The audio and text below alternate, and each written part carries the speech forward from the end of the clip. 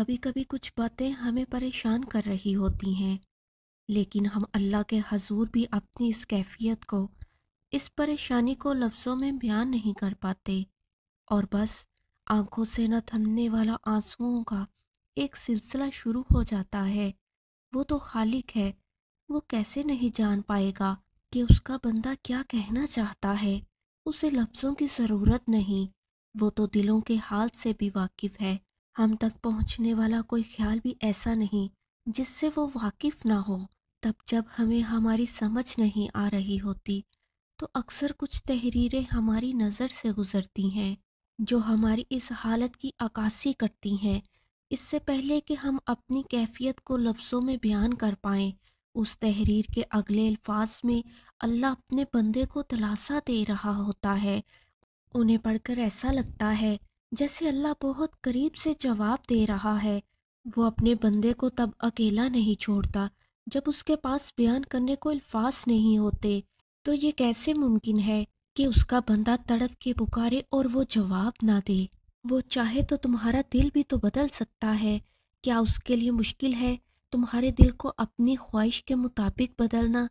لیکن اگر وہ ایسا نہیں کرتا تو یقیناً وہ راضی ہے تمہاری چاہت پر۔ بس تھوڑا صبر کرو اور دعا جاری رکھو۔ کیا ہوگا، کیسے ہوگا، وہ سوچنا تمہارا کام نہیں، تمہارا کام بس دعا، صبر اور یقین رکھنا ہے۔ اللہ تمہاری محبت کبھی قضا نہیں ہونے دیتا۔ جب تم اس کی محبت کو اول رکھتے ہو، جب تم اس پر توکل رکھتے ہو، تو وہ کبھی اس توکل کا مان نہیں توڑتا۔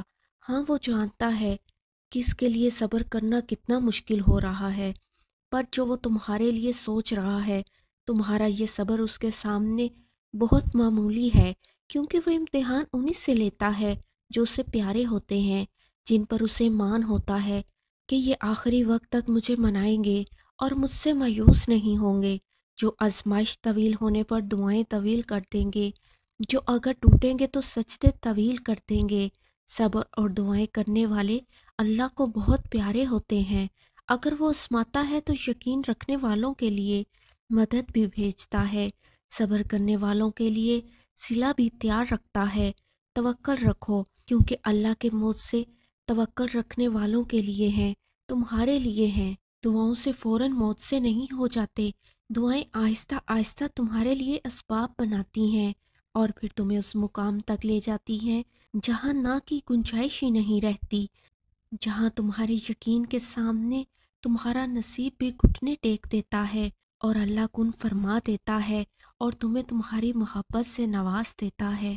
ایسا نہیں ہوتا کہ جو تسلی دیتے ہیں وہ بکھرتے نہیں، جو یقین رکھتے ہیں ان کا اپنا یقین نہیں ڈگمگاتا۔